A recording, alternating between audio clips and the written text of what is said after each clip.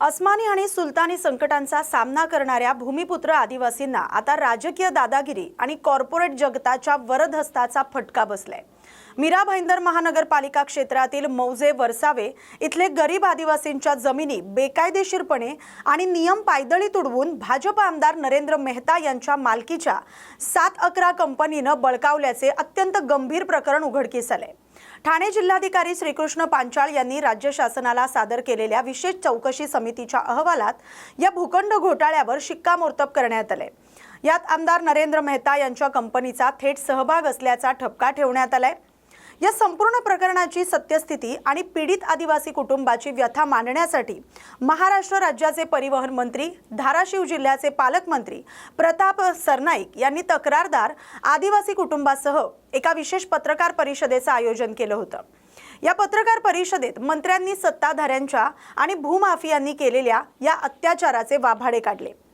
मीरा भाईंदरमधील मौजे वरसावे येथील विविध गट क्रमांकावरील आदिवासींच्या जमिनी बिगर आदिवासी व्यक्ती आणि खासगी कंपन्यांनी बेकायदेशीरपणे हस्तगत केल्याची तक्रार संतोष चौधरी, विनायक माळी आणि निर्मला नाईक या पीडित आदिवासींनी राज्याचे महसूल मंत्री चंद्रशेखर बावनकुळे यांच्याकडे केली होती।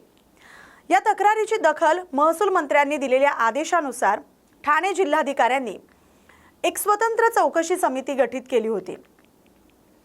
या समितीने सादर केलेल्या अधिकृत अहवालात अनेक धक्कादायक बाबी समोर आल्यात। या अहवालानुसार आदिवासींच्या जमिनी बिगर आदिवासी व्यक्ती किंवा कंपन्यांकडे हस्तांतरित करताना कायद्यातील तरतुदी आणि कडक नियम पूर्णपणे धाब्यावर बसवण्यात आलेत। या जमिनींवर आमदार नरेंद्र मेहता यांच्या मालकीच्या 7-11 कंपनीनं तसंच कंपनीचे संचालक प्रशांत केळुस्कर आणि संजय सुर्वे यांनी बेकायदेशीरपणे कब्जा मिळवलाय। पत्रकार परिषदेत उपस्थित असलेल्या पीडित आदिवासी बांधवांनी अश्रूंना वाट मोकळी करून देत आपल्यावर झालेल्या अन्यायाचा पाढा वाचला। आमच्या जमिनीचा आम्हाला 1 रुपयाही मोबदला मिळालेला नाही। आमदार नरेंद्र मेहता आणि त्यांच्या हस्तकांनी आमच्या नावावर खोटी बँक खाती उघडून पैशाची अफरातफर केली आहे। आम्ही जेव्हा आमच्या हक्काच्या जमिनीवर जातो तेव्हा आम्हाला दमदाटी करून तिथून हकलून दिलं जातं, असा टाहो या पीडित कुटुंबांनी फोडलाय। यात सर्वात धक्कादायक आणि संतापजनक बाब म्हणजे ज्या गरीब आदिवासींना जमिनीचा मोबदलाच मिळालेला नाही त्यांच्या नावावर कोट्यवधींचे व्यवहार दाखवून त्यांना आयकर विभागाकडून थेट 5 कोटी रुपयांची नोटीस बजावण्यात आली। महसूल आणि आयकराच्या कचाट्यात सापडलेले हे निष्पाप आदिवासी कुटुंब आता पूर्णपणे उद्ध्वस्त होण्याच्या मार्गावर आहे। प्राथमिक माहितीनुसार या प्रकरणात आवाज उठवणाऱ्या आदिवासी तक्रारदारांपैकी एक कुटुंब सध्या संशयास्पदरित्या बेपत्ता असल्याची माहिती समोर आली। लोकप्रतिनिधी म्हणून घेणारे आमदार नरेंद्र मेहता हे पैशाच्या आणि सत्तेच्या गुरमीत गरीब आदिवासींना वाऱ्यावर सोडून त्यांना धमकावून कायदा आणि सुव्यवस्थेला आव्हान देत असल्याचा थेट आरोप यावेळी करण्यात आलाय। या गंभीर प्रकरणावर बोलताना मंत्री प्रताप सरनाईक म्हणाले की हा केवळ जमिनीचा व्यवहार नाही, तर हा गरीब हतबल आदिवासींच्या जगण्याचा हक्क हिरावून घेण्याचा क्रूर प्रयत्न आहे। जिल्हाधिकाऱ्यांच्या अहवालात गुन्हा सिद्ध झालाय। त्यानुसार या प्रकरणात संबंधित सर्व तातडीनं फौजदारी गुन्हे दाखल झाले पाहिजे। जोपर्यंत पीडित आदिवासींना त्यांच्या हक्काची जमीन आणि न्याय मिळत नाही तोपर्यंत आम्ही शांत बसणार नाही, असा इशारा प्रताप सरनाईक यांनी दिलाय।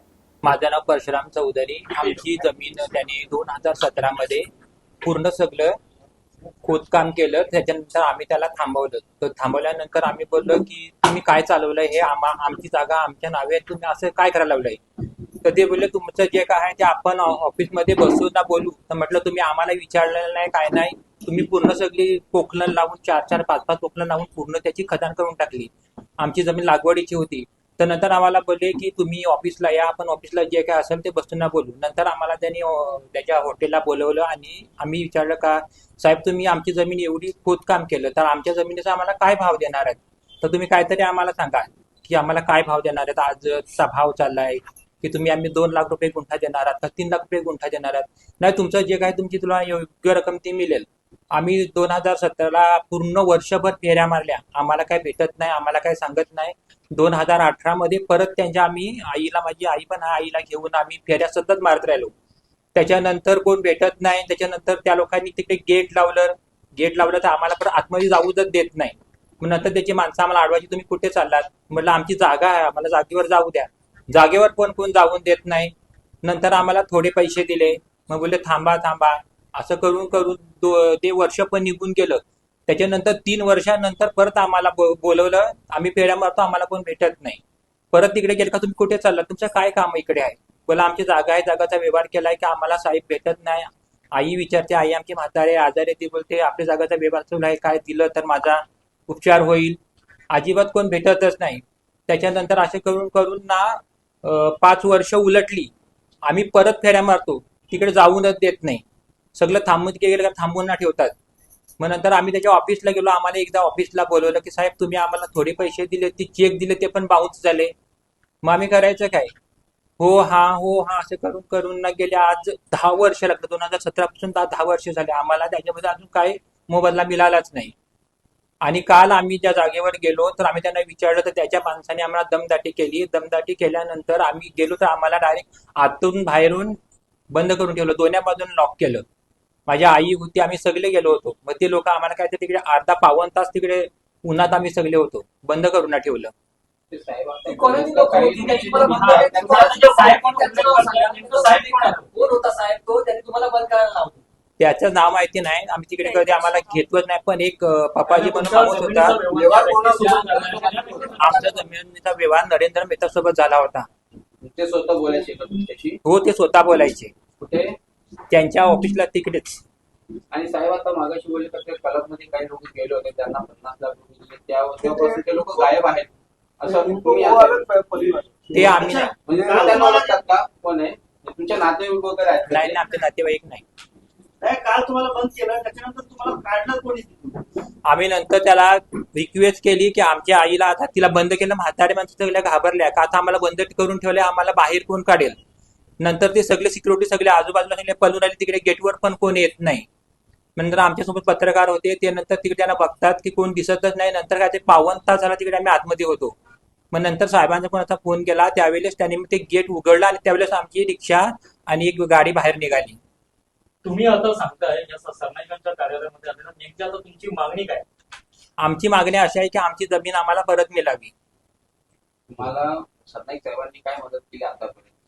आम्हाला सरनाईक साहेबांनी खूप मदत केली, कारण हे आम्हाला तिकडे गेल्यानंतर आम्हाला कोण त्याच्या ऑफिसला काय थांबून देत नाही. सगळे